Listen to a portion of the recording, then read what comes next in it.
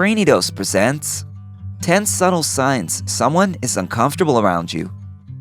Predicting what might make someone uncomfortable isn't easy, and even realizing after you've said something can be difficult, since people will always have different comfort levels around certain topics. When you suspect that someone isn't feeling safe or comfortable during your conversation, it can't hurt to ask them and steer the conversation elsewhere based on their response. But if you want to improve your social interactions, paying attention to body language is essential. It can tell you when someone feels relaxed or uncomfortable, and knowing what you did to cause their discomfort can help you avoid making the same mistake again. The first step engaging someone's body language is to know what to look for. Here are 10 signs that someone is feeling uncomfortable. Number 1. Flinching and wincing. Getting caught up in an uncomfortable situation can actually cause someone to wince or flinch slightly. If you've said or done something out of line and the person you're with doesn't want you to know they're uncomfortable, they will make these subtle gestures. They may suddenly pull away or squint their eyes, and you might interpret it as physical pain at first. When you notice this nonverbal communication, think about what may have caused it. Perhaps you will realize that it was something you said, and a quick apology can help smooth things over. Number 2. Talking faster and gesturing. Discomfort can activate our fight or flight response, which means an increased heart rate and faster breathing. In a conversation, this can look like someone gesturing wildly or speaking quicker and quicker. A fast-paced tone can also be an attempt to end the conversation sooner, and you may observe that the person has become suddenly abrupt. If you notice this, it may not be entirely your fault. Sometimes, people begin to feel uncomfortable in general if a conversation drags on or if they experience social anxiety. Number 3. Scratching. Suppose you're outside and the person you're with begins scratching a mosquito bite. In that case, there's nothing out of the ordinary about their itch. But if there's no reasonable explanation, scratching can be a sign of discomfort.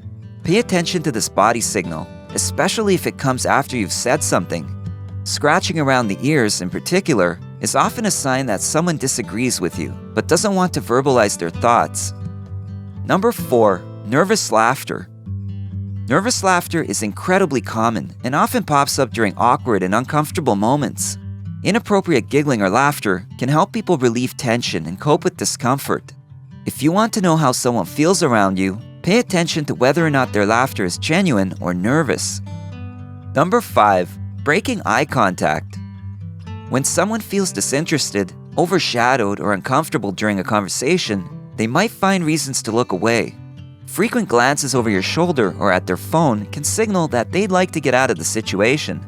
If you notice that someone keeps breaking eye contact with you, it might be time to stop talking and start listening. Ask for their opinion about something or steer the topic toward them. Then, be sure to listen without interrupting. Their response will show you whether or not they'd like to continue talking to you. Number 6. One-word answers. It's not uncommon to find yourself talking to someone who gives one-word answers. They could simply be distracted or shy, but it could also reveal discomfort. If you're an exceptional conversationalist and ask thoughtful questions, it can be unsettling to receive one- or two-word answers, and it could mean that you're not the only one feeling unsettled. There are lots of different things that you could have said that unintentionally made them feel uncomfortable. The most likely answer is that you touched on a topic that made them feel embarrassed, offended, or unknowledgeable. In these circumstances, it's important to take a look at the big picture. It could be time to end the conversation and move on. Number 7. Self-soothing. Do you have any nervous habits, like bouncing a leg, playing with your hair, or biting your nails? It probably comes as no surprise that other people do too. People perform these actions as a way to self-soothe, and if you're making someone feel uncomfortable, you might notice them falling into nervous habits. Often, self-soothing habits occur subconsciously, and the person you're talking to might not even recognize how they're feeling. Keep an eye out for fidgety behavior, like playing with an earring, rubbing their neck, or fiddling with clothing or other objects. If you see someone acting this way, consider what you're saying and how it may be affecting them. Is the topic offensive or anxiety-inducing? If you think it may be, try moving the conversation to something less conflicting. Number 8. Red ears. Do you blush when you feel embarrassed? Maybe you do, or perhaps you know someone who does. People often get red in the face when they feel nervous or uncomfortable. But sometimes, a nervous blush can be subtle and only affect the ears. This happens because blood flows to the ears faster than it does to the face. So if you see red ears, it's a sure sign that someone is feeling uncomfortable. Number 9. Backing away. Stepping back or away is a common subconscious signal that you don't want to be near something or someone. If someone moves away from you, it's a sign that they're uncomfortable. If they can't move away, they might simply turn away or create a barrier by crossing their arms or legs. These behaviors are a form of subconscious blocking that helps us protect ourselves. If you notice it, don't be too worried. It could just mean that you stepped a little too far into someone else's personal space. Just take a step back and see if some space gives them comfort. Number 10. Blocking. When people feel discomfort, they might also practice blocking with objects instead of their bodies. This blocking occurs most often with things that the person is holding, like a backpack, purse, or book. Whatever they possess, they will use it as a shield to protect themselves if they don't like your behavior.